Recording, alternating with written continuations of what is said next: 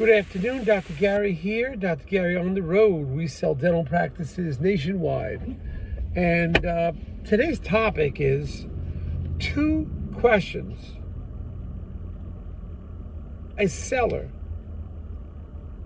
should always say no to whenever a buyer asks.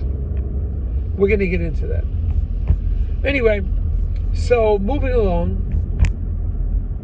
We now have 10 employees. We're involved in 24 states. We just got back from Utah.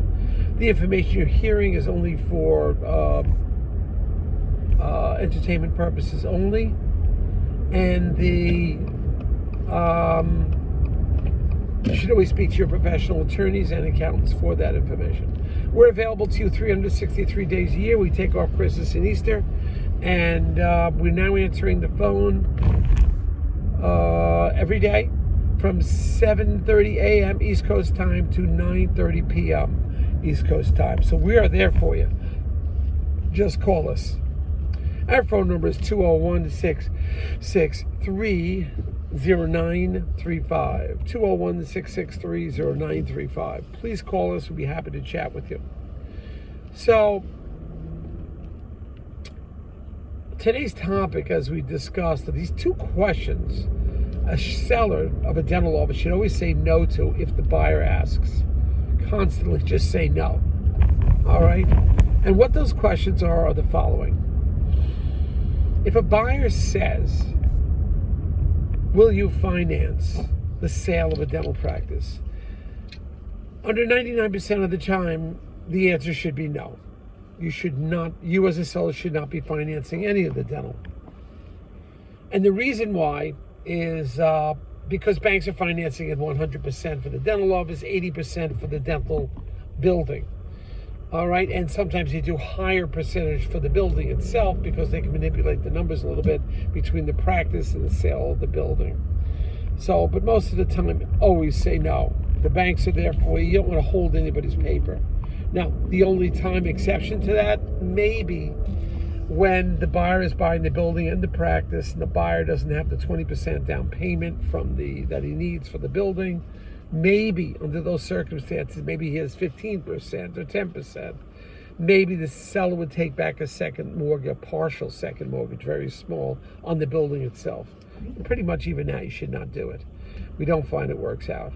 Now, the second question buyers historically ask is, and this is why we like to be present when we bring a buyer rather than just sending the buyer on a visit.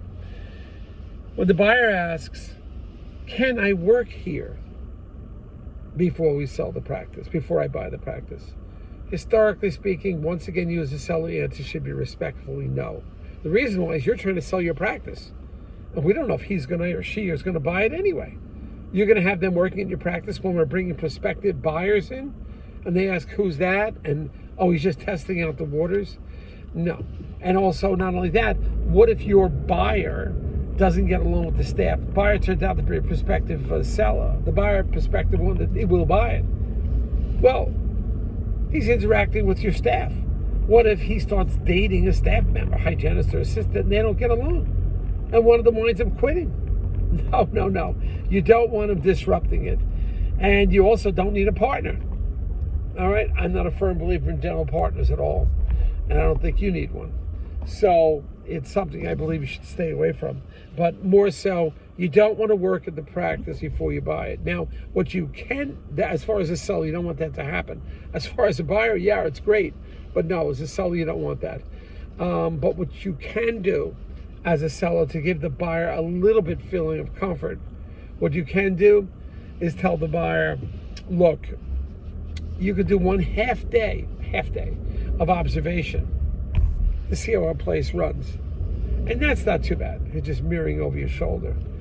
That has some precautions to it, but still, you can ask if you want to do half day, they'll do half day.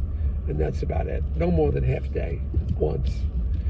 And they can come in. But those 2 questions are important. They can't work there before they buy the practice. And no, you're not going to finance for them. Most of your answers should be no whenever they ask that.